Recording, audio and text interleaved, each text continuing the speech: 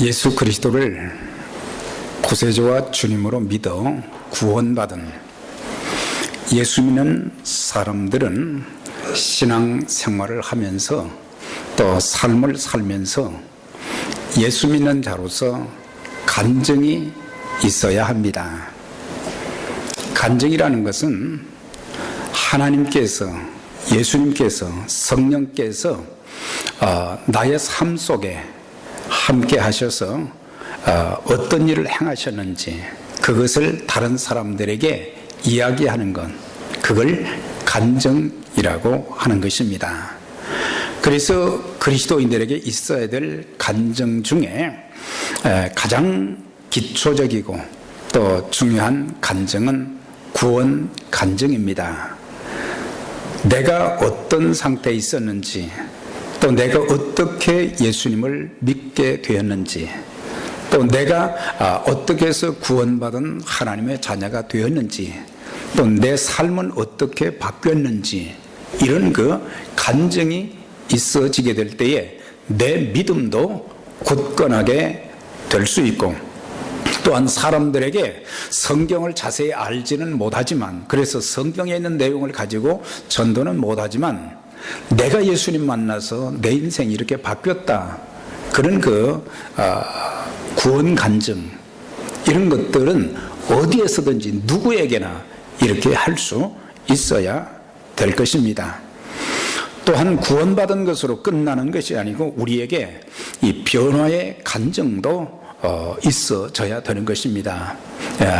예수 믿고 나면은 이제 그리스도 안에서 새로운 피조물이 되었다고 그랬지요.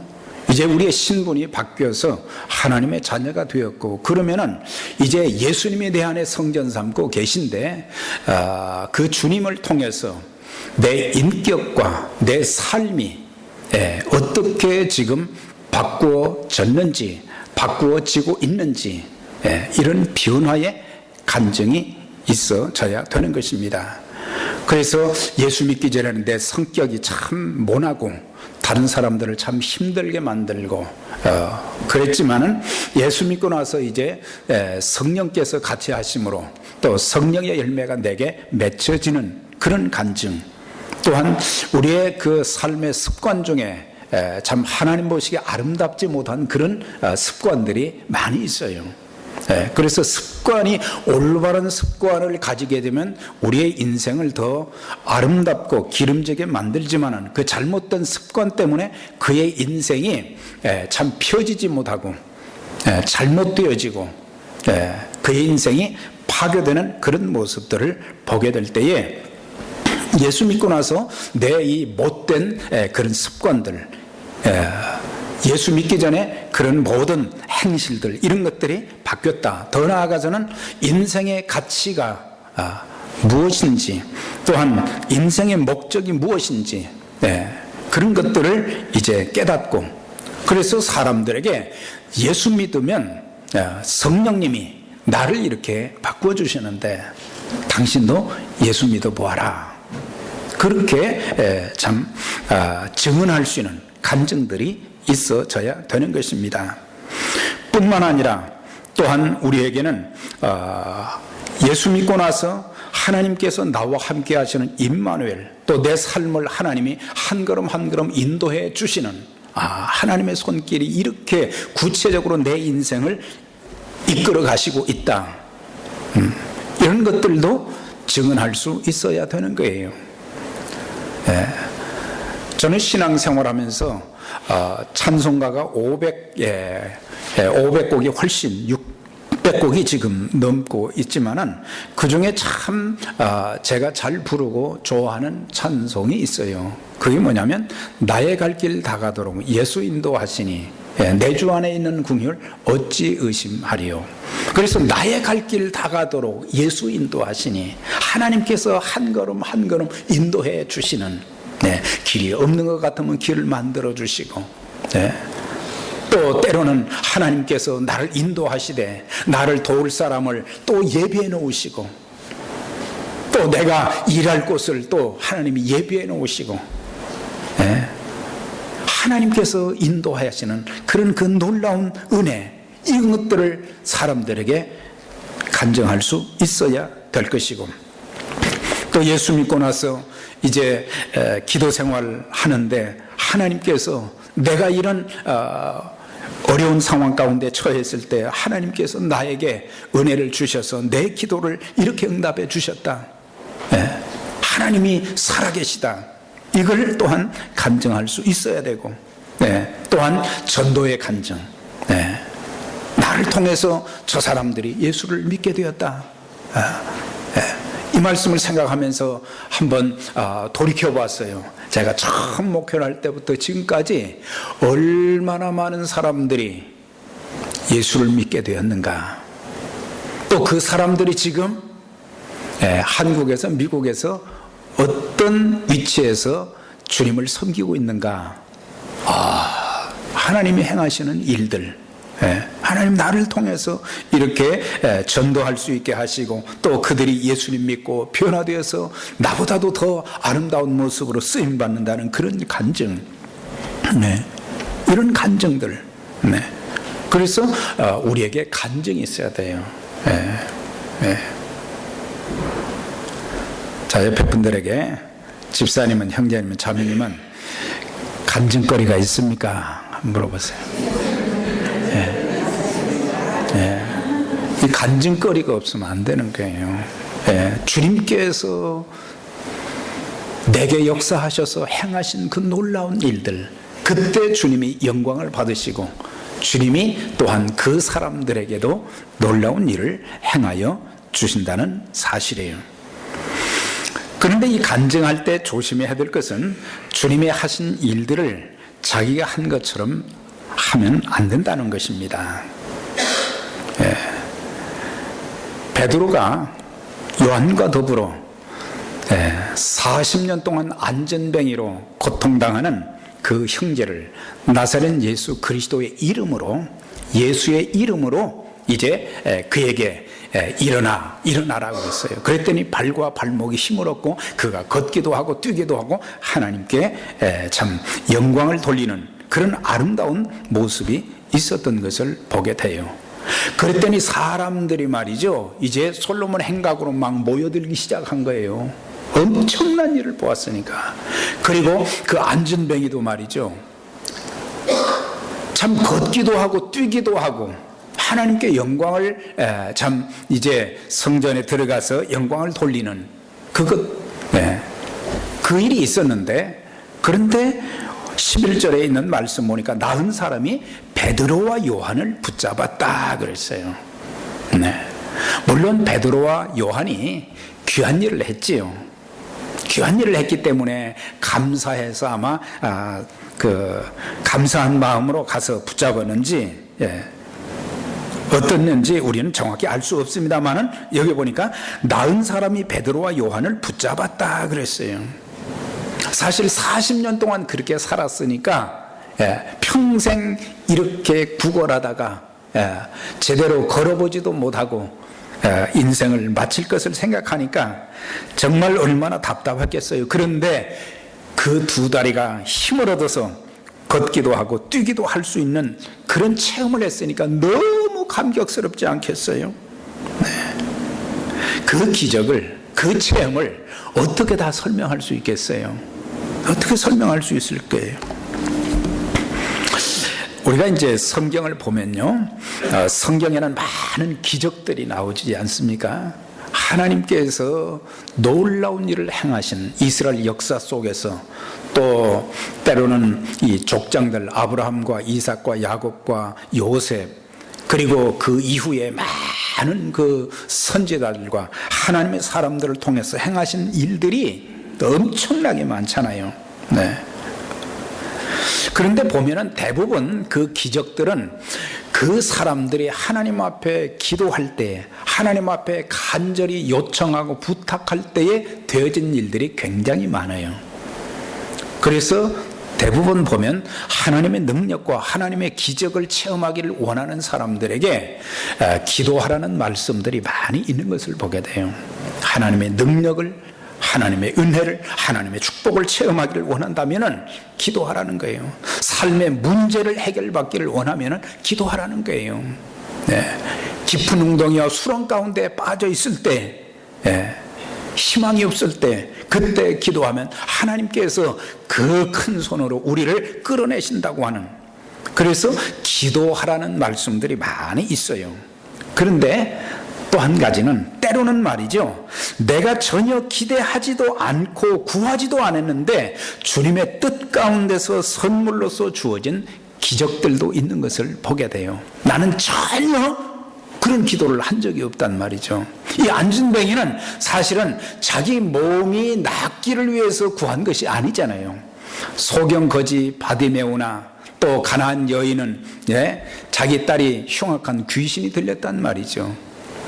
그때 주님 앞에 나와서 요청을 했잖아요. 주님, 우리 딸 좀 고쳐주세요. 우리 딸 좀 고쳐주세요. 마가음 9장에는 아들이 또 귀신 들렸다고 그랬잖아요. 아들 하나밖에 없는데 우리 아들 좀 고쳐주세요. 그런 대목이 있지만은 어떤 때는 전혀 기대하지 않았는데 이 안진뱅이는 그냥 돈만 좀 얻고자 베드로와 요한을 바라보았는데 갑자기 놀라운 하나님의 그 능력을 체험하며 또한 두 다리가 성해지는 그런 모습을 참 보게 되는 것입니다. 이런 체험은 목회자들에게도 많고 또 우리 믿음의 가족들 성도들에게도 참 많이 있어요. 얼마 전에 한국에서 온 큰교회 목사님하고 식사를 하다가 목사님 교회는 어떻게 해서 그렇게 부흥이 됐습니까? 그랬더니 이분이 뭐라고 하는지 아세요? 저도 몰라요. 그러더라고요. 그리고 하나님 앞에 우리 교회 몇만 명 되게 해달라고 기도를 한 적이 없는데 하나님께서 막 갖다 보내주시니까 그거는 뭘로 설명할 수 없다는 거예요. 자기가 설교를 잘하는 것도 아니고 뭐 기도를 그렇게 대단히 많이 한 것도 아닌데 하나님께서 이렇게 부어주신다. 물론 사람들이 보이지 않는 그런 어떤 그릇으로 준비를 하게 하셨겠지요. 그렇지만은 이거는 자기가 그렇게 구하지 않았는데 하나님이 부어주시는 거예요. 그거는 하나님의 특별한 섭리와 뜻이 계셔서 그 일을 통해서 그 사람의 인생을 바꾸고 하나님 앞에 더 헌신하게 만들고자 하는 하나님의 뜻이 있는 거예요. 저도 이제 말씀을 상고하면서 제가 기도한 것을 하나님이 많이 응답을 해 주셨지만 어떤 경우에는 보면 전혀 제가 의도하지 않았는데 하나님께서 인도하시고 이끌어 가시고 축복해 주시는 그런 것들을 많이 경험을 했어요. 저는 예수를 참 어렵게 믿기는 했지만 저는 한 번도 목사가 되어보겠다는 그런 욕심을 가져본 일이 없고 그런 소망을 가져본 일이 없어요. 어떤 잘 믿는 부모님들은 이제 하나님께서 우리에게 이렇게 자녀들을 열어주었는데 하나들은 하나님 앞에 드리겠습니다. 그래서 계속해서 기도했다고 그러잖아요. 그래서 자기는 목사가 되었다고 간증하는 사람들도 있는데 저 같은 경우에는 아니거든요. 부모님이 기도해 준 일도 없고 저도 목사가 돼야 되겠다 이런 생각을 한 번도 꿈을 꿔본 일도 없는데 하나님 그렇게 하신 거예요. 그건 하나님의 특별한 뜻이 계신 거예요. 여러분들은 미국을 어떻게 오셨는지 모르겠지만 저는 미국 오고 싶어서 온 건 아니에요. 하나님 밀어붙이시니까 그냥 온 거예요. 하나님 저 플로리다에서 목회를 하겠습니다. 제가 계획해서 플로리다로 간 것도 아니에요. 하나님께서 그곳으로 인도하신 거예요. 하나님 저 뉴욕에서 좀 목회하고 싶습니다. 그런 기도 한 번도 한 적 없어요. 근데 하나님께서 또 오게 하신 거예요. 여러 또 단체를 섬기면서 저는 꿈을 꿔본 일이 없어요. 그런 생각. 근데 하나님도 그런 일을 하게 하시고 그런 거 보면은 기도해서 하나님이 주시는 은혜도 있지만은 내가 전혀 기대하지 않고 예상치 않았는데도 하나님께서 나를 통해서 하시기 원하시는 뜻이 계시기 때문에 하나님이 역사하시고, 그래서 하나님 이렇게 하시려고 저를 인도해 주셨네요. 네. 그런데 여기서 병 나은 사람은 사실 주님께서 그를 불쌍히 여기셨잖아요. 사람들도 뭐 안전병이니까 불쌍히 여겼겠지만은 그러나 뭘 해줄 수 있는 것이 없어요. 그런데 주님께서 그를 불쌍히 여기신 거예요. 저렇게 인생을 살아간다고 하면 어떻게 될까? 불쌍히 여기신 거예요. 그런데 이 사람은 주님께서 자기를 고쳐주셨다는 사실을 알지 못하고 베드로와 요한을 붙잡은 것을 보게 되는 것입니다. 우리가 경험하게 되는 것이 뭐냐면, 우리가 살면서 여러 가지 어떤 일들을 만날 때에 하나님을 붙잡고 하나님께 매어 달리고 그래야 되는데, 종종 사람들을 붙잡고 사람들을 의지하는 일들을 많이 하게 돼요. 저는 목회 초반에 그걸 경험을 했습니다. 네. 물론 믿을 사람도 있지요. 그렇지만 사람을 의지하고 믿는 자들을 의지하고 목회자들을 의지하고 얼마나 쫓아다니는지 몰라요. 대한민국의 큰 도시에 있는 교회, 큰 교회들은 다 쫓아다녀 봤어요. 목사님 좀 도와주세요. 예수의 능력을 힘내려고 하지는 않고 하나님께서 주시는 그런 것을 받으려고는 하지 않고 사람들에게 찾아가요. 하나님 앞에 엎드려 기도해야 될 그 시간에 사람들을 쫓아다니기 시작한 거예요. 네. 제가 오토바이를 잘 탑니다. 네. 군대 있을 때도 오토바이를 탔고, 전도사 시절에도 오토바이 타고 말이죠. 제가 얼마나 많이 돌아다녔는지 몰라요. 그래서 이제는 서울, 부산, 대전, 대구 다니는데 말이죠. 오토바이를 기차에다 실어 보내고 말이죠. 거기서 또 오토바이 타고 막 돌아다니는 거예요. 구걸을 하러 다닌 거예요. 나중에 깨달은 사람들은 실망만 시켰어요. 엉뚱한 걸 붙잡았어요. 여러분들, 예수님 붙잡아야 삽니다. 사람 붙잡고 하나님의 자녀가, 하나님의 종이 말이죠. 예. 사람 붙잡고 나 좀 도와달라고, 나 좀 살려달라고 그러면 안 되는 거거든요.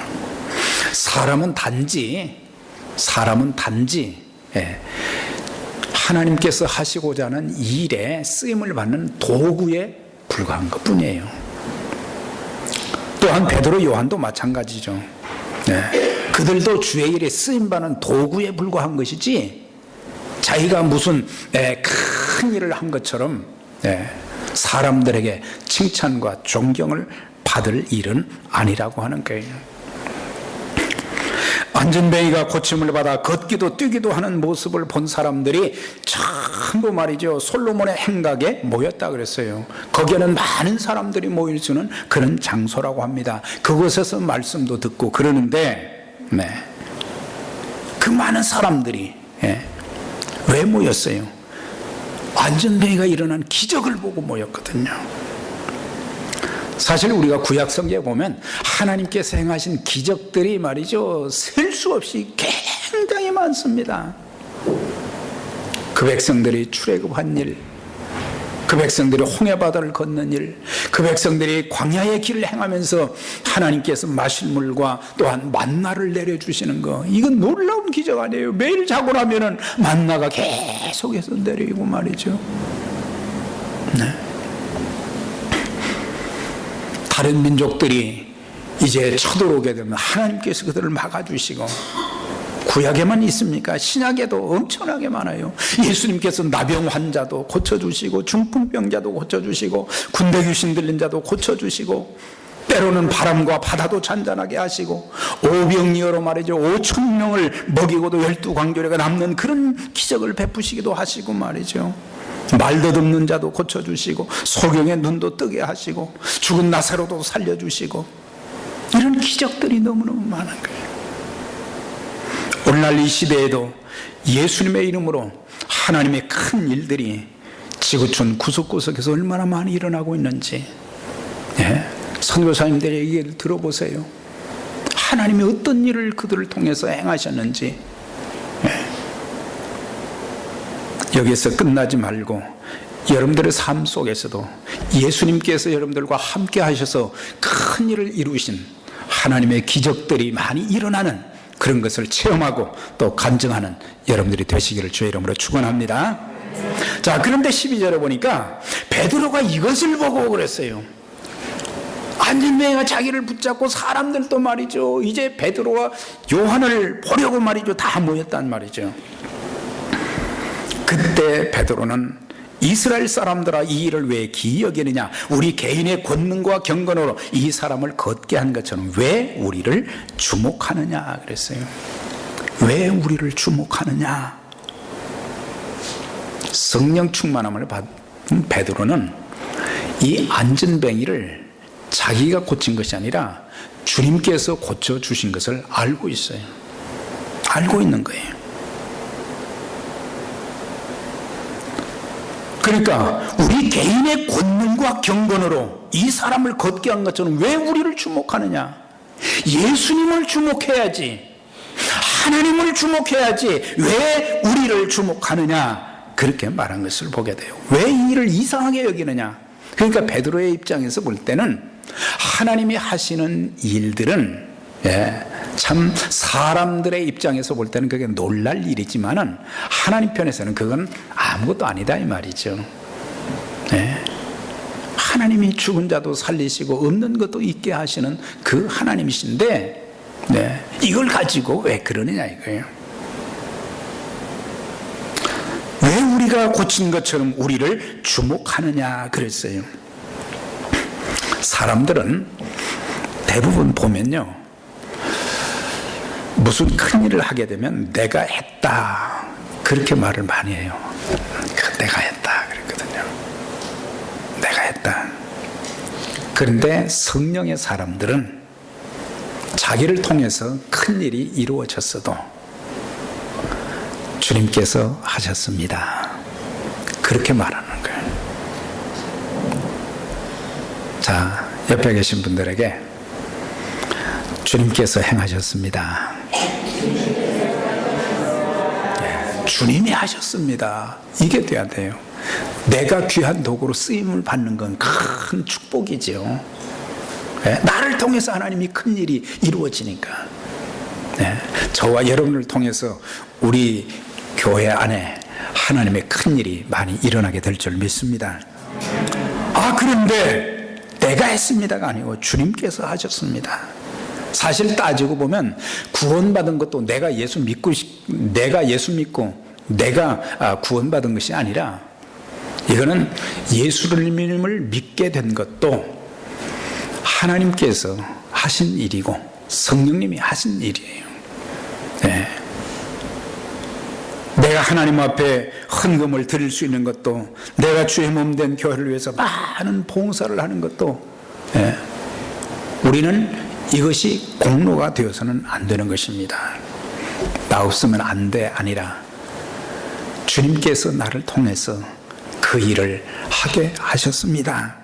이런 고백이 있어져야 되는 거예요.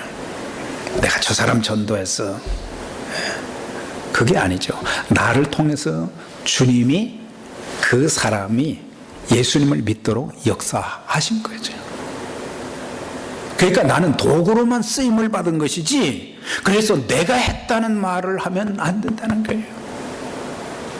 주의 몸 된 교회 참 힘들게 섬기는 분들 너무너무 참 귀하죠.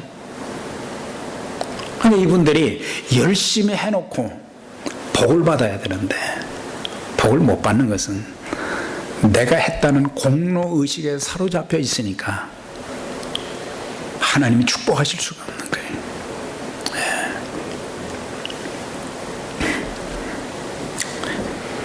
교회가 성장하고 잘 돼도 내가 한 것이 아니라 주님께서 하셨습니다. 우린 주님의 영광을 가로채면 안 돼요. 하나님이 받으실 찬송과 영광과 존귀와 경배는 하나님만, 주님만 받으셔야 되는데 내가 그것을 받게 되면은 큰일 나는 거예요.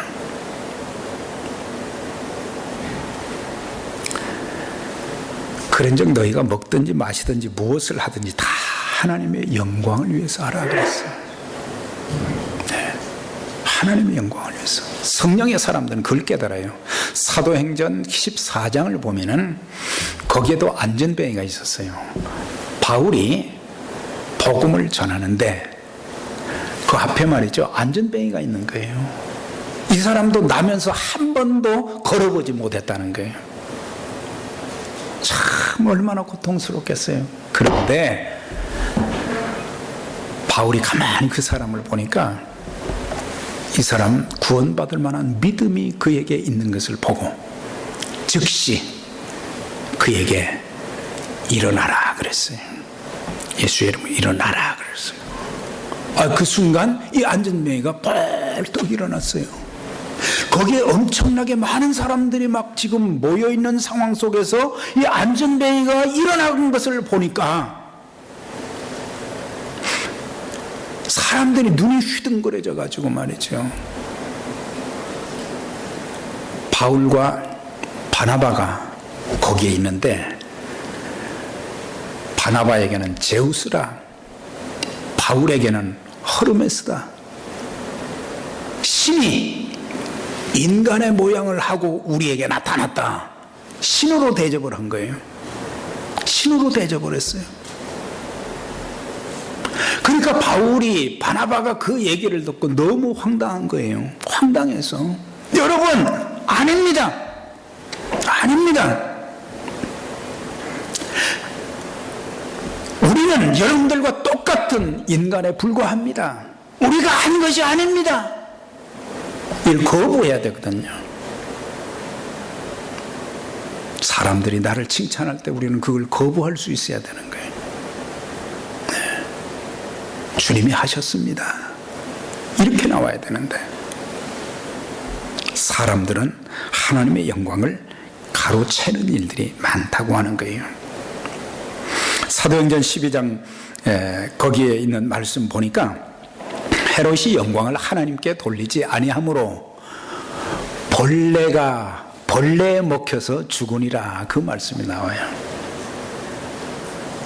영광을 하나님께 돌리지 않으므로 결국에 벌레가 먹어서 죽었다 그랬어요. 여기서 이 헤롯은 어떤 사람이냐, 예수님 탄생하셨을 때에도 헤롯이 있었어요. 그래서 이스라엘의 사내 아이들 2살이면 다 죽였죠. 그 헤롯의 손자가 사도행전 12장에 나오는 헤롯이에요. 헤롯 아그리빠라고 하는데, 이 사람이 야고보를, 예수님의 제자였고 사도였던 야고보를 목을 벤 거예요. 또한 베드로도 죽이려고 사도행전 12장에 보면은 내일이면 목을 치려고 했었죠. 아주 악한 왕이에요. 그래서 벌레가 먹어 죽었다. 왜 하나님께서 이 사람을 그렇게 비참하게 죽게 하셨을까? 기록을 좀 보았더니 이 사람이 이제 왕으로서 말이죠, 사람들에게 존경을 받고 싶은 마음이 참 많았다고 그래요. 그래서 한 번은 이제 가이사랴에서 큰 축제를 열게 되는데 아주 휘황찬란한 옷을 입고 나가니까 백성들이 말이죠, 뭐라고 했느냐, 이제부터는 우리가 당신을 신으로 섬기겠습니다. 한 지역의 분봉왕인데 그게 뭐 대단하다고 이제 백성들이 당신을 우리는 신으로 섬기겠습니다, 그렇게 이야기를 했을 때 이 사람이 그걸 거부했어야 되거든요. 나는 사람에 불과하다. 나는 조그만 지역의 한 왕이지 여러분들을 섬기려고 로마 정부에서 나를 세워주었지, 이렇게 말을 해야 되는데 그걸 그대로 수용을 한 거예요. 신처럼 자기가 된다고 그러니까 기분이 대단히 좋았던 거예요. 그러니까 하나님이 보실 때 하나님의 영광을 가로채는 이 어리석은 사람을 벌레에 먹혀서, 자세한 건 나와 있지만 벌레에 먹혀서 죽었다, 벌레의 밥이 되었다 그랬어요. 영광을 하나님께 돌리지 아니하는 거로. 모든 영광 하나님께, 모든 영광 하나님께 올려드려야 돼요. 자, 옆에 분들에게 모든 영광은 하나님께 돌리십시다. 하나님께만 돌려야 되는 거예요. 그러면 하나님이 우리를 통해서 더 귀한 일들을 이루어 가시는 거예요. 하나님의 교회를 섬길 때도 모든 영광은 하나님께 돌립니다. 그래야 되는 거예요. 사람이 주목을 받으면 안 된다는 것입니다. 13절에 아브라함과 이삭과 야곱의 하나님 곧 우리 조상의 하나님 그 종 예수를 영화롭게 하였느니라. 너희가 저를 넘겨주고 빌라도와 놓아주기로 결단한 것을 너희가 그 앞에서 거부하였으니, 이 사람들은 거부할 것은 거부하지 않고 거부해서는 안 될 것을 거부한 사람들이 이스라엘 사람들이에요. 아브라함과 이삭과 야곱의 하나님 곧 우리 조상의 하나님이 그 종 예수를 영화롭게 하였느니라. 구속자로 오신 예수 그리스도, 그분을 영화롭게 했다는 것은 죽음 가운데서 그분을 다시 살리셨다는 것입니다. 구약에 하나님의 기적이 많고 또 신약에 와서는 독생자 예수 그리스도를 보내서 그를 통해서 구원의 역사와 기적의 역사를 끊임없이 이루어 주셨던 것을 보게 돼요. 그래서 사도행전을 보면 베드로의 고백이 뭐냐? 첫째는 이건 내가 한 것이 아니다, 예수님이 하신 일이다, 그렇게 말하는 것을 볼 수가 있어요. 그런데 너희가 거룩하고 의로운 일을 거부하고 도리어 살인한 사람을 놓아주기로 구하여 생명의 주를 죽였도다. 베드로의 이 설교를 보게 되면은 주님께서 이 사람을 고치셨다, 주님께서 이 사람을 낫게 하셨다, 그런 고백과 더불어 여러분들은 바로 그 독생자 예수 그리스도를 거부하고 십자가에 못 박여 죽이는 엄청난 죄를 범했다는, 그래서 이 복음을 전하면서 그 사람들의 상태를 알려주는 죄인의 모습을 여기서 전하는 그런 것들을 보게 되는 것입니다. 너희가 그를 죽였도다.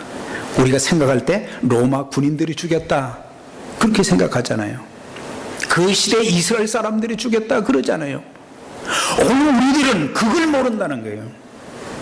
그들과 같이 하나님을 거부했던 나 자신도 시대적으로는 다르지만은 내 죄가 예수님을 십자가에 못 박게 만들었다, 그걸 깨달아야 된다는 사실이에요.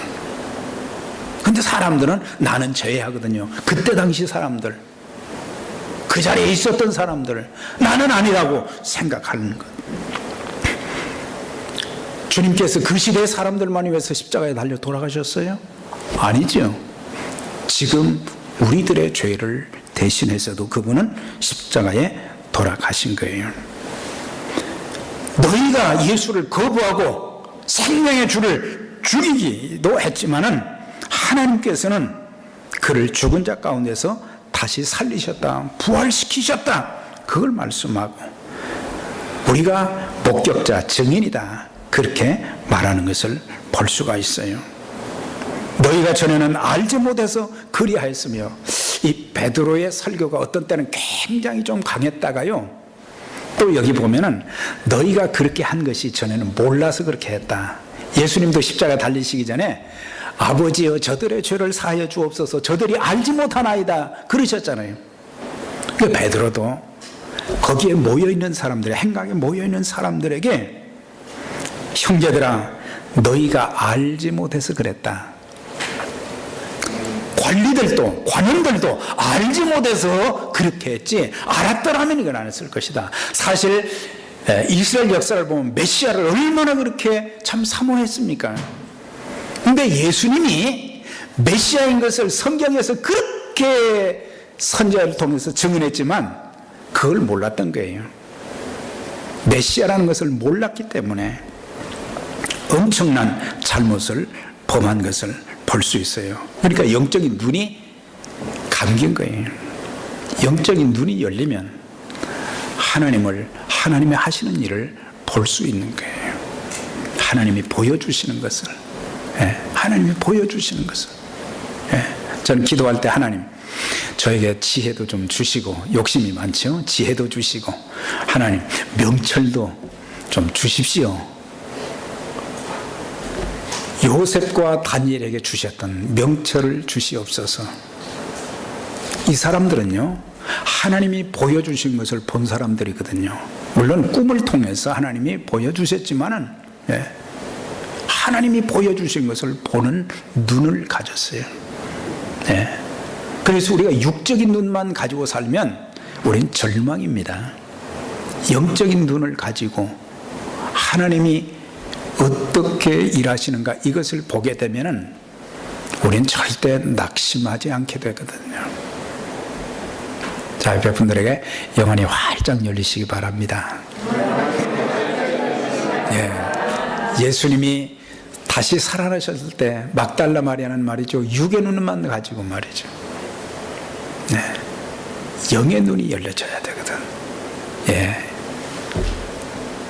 영의 눈이 열리지 않으면 사람들은 울 일밖에 없어요. 그러나 영의 눈이 열리면 웃을 일, 기뻐할 일, 감사할 일, 찬양할 일들이 많이 있는 것입니다. 자, 그런데 우리가 여기서 빌라도는 놓아주려고 했다. 빌라도의 얘기를 여기서 했어요. 자, 그런데 우리가 여기서 빌라도를 보게 되면은 사실 빌라도와 이스라엘 백성들이 뭘 잘못했는가, 우리가 이걸 알고 지나가야 돼요. 그 사람들이 범한 실수를 우리가 또 범해서는 안 되는 거예요. 마태복음 27장에 보면 빌라도가 이제 재판을 다 끝내놓고 말이죠, 뭐라고 얘기했느냐, 그리스도로 하는 예수를 어떻게 하랴. 그들이 다 이르되 십자가에 못 박혀야 하겠나이다. 그 피를 우리와 우리 자손에게 돌릴지어다. 빌라도와 이스라엘 백성들이 어떤 실수를 했는지, 어떤 잘못을 범했는지 그걸 알아야 돼요. 그러니까 총독 빌라도는 무책임한 거예요. 이 예수를 어떻게 할 거냐. 총독이면 모든 권한이 그에게 있어요. 사람을 죽일 수도 있고 살릴 수도 있는 권한이 총독에게 있어요. 근데 자기가 재판을 이제 계속해서 하다 보니까 말이죠, 예수께서 죄가 없음을 여러 차례 이야기했거든요. 내가 보니 이 사람에게 죄가 없도다. 이 사람에게서 죄를 찾지 못하였다. 나는 그에게서 죽일 죄를 찾지 못하였으니 때려서 놓겠다. 그러니까 죄가 없는 것을 그는 재판을 통해서 다 한 거예요. 그런데 마지막에 가서 그러면 그리스도라 하는 예수를 어떻게 할 것인가? 사람들이 막 데모를 합니다. 소란을 피웁니다. 그러니까는 대물을 떠오라고 그래가지고 거기에다 손을 씻으면서 나는 무죄하니 너희가 당하라 그랬어요. 비겁하게 자기의 책임을 이스라엘 백성들에게 떠넘기는 지도자다운 모습이 보이지 않고, 백성들대로 감정에 사로잡혀서 돌이킬 수 없는 엄청난 실수를 하게 된 거예요. 그 피를 우리와 우리 자손에게 돌릴지어다. 감정을 절제하지 못하고 되는 대로 말하고 행동하는 것을 조심해야 되는 것입니다. 주님의 일을 할 때도 마찬가지예요. 가끔 그 지도자들 중에도 그런 사람들이 있어요. 모두가 말이죠, 그 일을 위해서 기도하고 또 결정을 했으면 그걸 그대로 받아들여야 되잖아요. 내 기분이 좀 나쁘고 내가 의도한 대로 안 되었어도 그걸 수용하는 그런 태도가 되어져야 되는데 자기 뜻대로 안 됐다고 해서 그걸 내팽개치는 사람들이 있어요. 지도자다운 모습이 안 보이잖아요. 교회에서도 그럴 때가 있어요. 자기 뜻대로 안 되면은 내팽개치는, 그것은 하나님의 자녀들의 모습 속에서 있어서는 안 되는 거예요. 인간관계에서도 그럴 때가 많아요. 아무리 마음이 상하고 기분이 나빠도 돌이킬 수 없는 말과 행동은 조심해야 되는 거예요. 왜냐하면 그 말, 내가 내어뱉은 그 말이 그대로 고스란히 나에게 돌아오기 때문에. 이스라엘 백성들은 감정에 사로잡힌 거예요. 그리고 살인강도 바라바를 놓아주게 만들고, 나는 죄가 없으니 너희가 당하라, 그러니까 그 피를 나와 우리 자손들에게 돌리라, 엄청난 말을 했어요. 결국 어떤 일이 일어났습니까? 주후 70년에 로마의 타이타스 장군이 예루살렘을 공격했어요. 6월절에 말이죠, 사람들이 전국에서 모였을 때 100만 명 이상이 죽임을 당했다는 거예요. 100만 명 이상이 처절하게 겨울철에 죽임을 당한 거예요. 그때부터 나라가 없어졌어요. 또 1948년 독립은 됐지만은, 나중에 독립은 됐어요. 그러나 2차 대전 때 히틀러에 의해서 말이죠, 600만 명이나 되는 사람들이 처참하게 잔인하게 죽임을 당하는 일들이 생긴 거예요. 역사를 보면은 선조들이 자기들 감정에 사로잡혀서 절제하지 못하고 무심코 내뱉은 말을, 그 열매를 나중에 먹게 된 거예요. 부모들도 책임 있는 삶을 살아야 되는 것입니다. 부모들의 실수로 인해서, 부모들의 잘못으로 인해서 자녀들에게 고통과 저주를 안겨주면 안 되는 거예요. 책임 있는 부모가 돼야 되는 거예요. 말에 있어도 책임이 있어야 되고, 삶에 있어서도 책임이 있어야 되고, 돈을 벌 수 있어야 되고,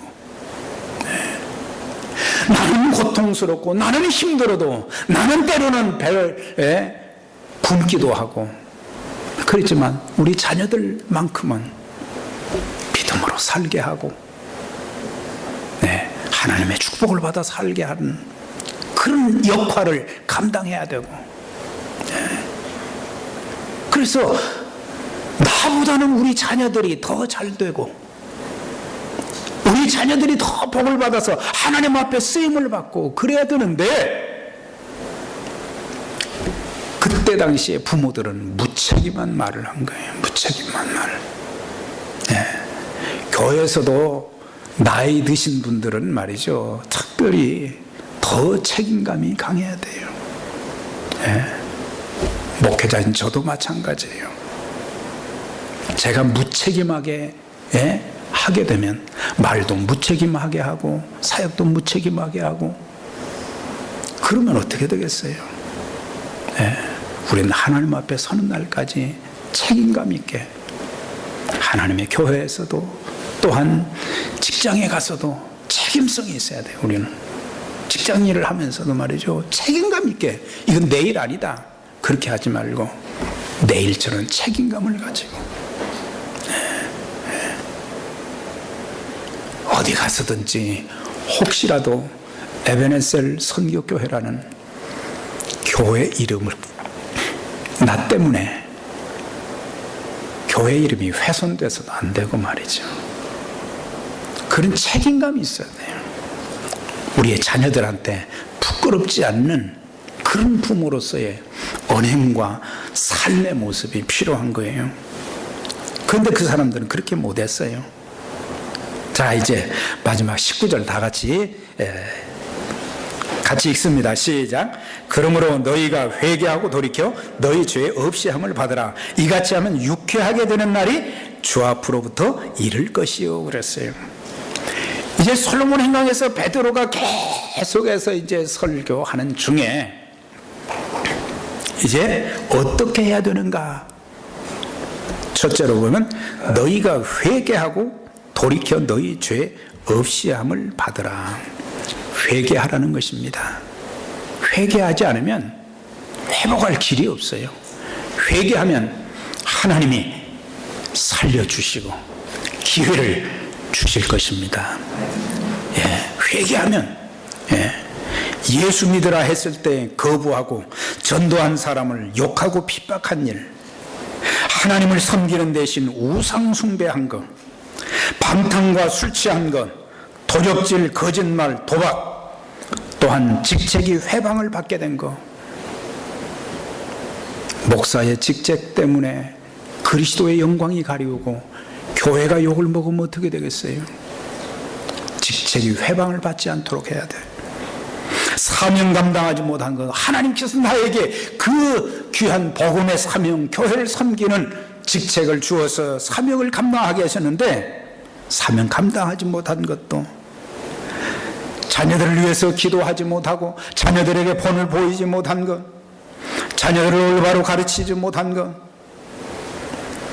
성도들에게도 삶의 본이 되지 못한 것, 섬김의 본을 보이지 못한 것, 덕을 세우지 못한 것, 말로 남에게 상처와 고통을 준 것, 이런 모든 것들 회개해야 돼요.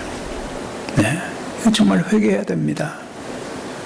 이거 회개하지 않으면 유쾌하게 되는 일이 없어요. 유쾌하게 되는 건 기분 좋은 일들이 있을 수 없다는 것을 가르쳐줘요. 회개하라면 우리는 기분 나빠하지만 회개는 내 잘못을 내어놓고 이제 그것을 고치면서 하나님께로 나아가는 거예요. 고치면은 하나님의 큰 역사가 일어나게 되고 하나님의 교회에도 큰 부흥의 역사가 있게 될 줄 믿습니다. 그래서 유쾌하게 된 날이 주님으로부터 오게 될 것이다. 사랑하는 여러분, 이제 여러분들의 삶 가운데 주님께서 행하신 놀라운 일들을 간증해야 될 것이고, 남은 생애 동안 그리스도의 복음의 증인으로서 많은 영혼들을 살리는 일에 귀하게 쓰임받는 저와 여러분들의 삶이 또 우리 교회가 되시기를 주의 이름으로 축원합니다. 하나님 아버지 고맙습니다. 오늘 또한 사도행전 3장 11절에서 19절에 참 베드로의 그 설교를 통해서 우리에게 가르쳐 주시는 그런 말씀들, 참으로 왜 우리를 주목하느냐, 우리가 아니요 주님께서 고치셨다, 주님께서 하셨다는 참 그런 고백과 더불어 그 말씀을 받는 자들의 심령을 꿰뚫어 보면서 그들의 잘못된 것을 회개하는 그런 회개의 메시지를 전하고, 회개하게 되면 너희에게 유쾌하게 되는 일이 오게 될 것이다 담대하게 전했던 것처럼, 하나님 오늘 저희들이 말씀을 듣고 하나님 앞에 섰습니다. 우리가 회개해야 될 것이 무엇인지 하나님 그냥 넘어가지 않게 해주시고, 이제는 회개하게 하시고 내 삶을 고치게 하시고, 이제는 하나님 앞에 더 아름다운 모습으로 저희들이 쓰임받으며 하나님께서 나를 통해서 놀라운 기적들을 행하시고 놀라운 일을 행하신 그것을 간증하고 복음을 전하는 일꾼으로 우리의 삶의 최고의 가치이신 예수 그리스도를 전하는 일에 쓰임받는 귀한 믿음의 가족들, 우리 교회가 될 수 있도록 도와주시며, 우리 모든 성도들 삶 속에 이제는 회개하고 고치면서 하나님 유쾌하게 되어지는 하나님의 큰 일들이 일어나며 하나님이 행하신 일을 많은 사람들의 증언하며 쓰임받는 귀한 가족들 되게 해 주시옵기만을 바라오며 존귀하신 예수님 이름으로 기도드리옵나이다. 아멘.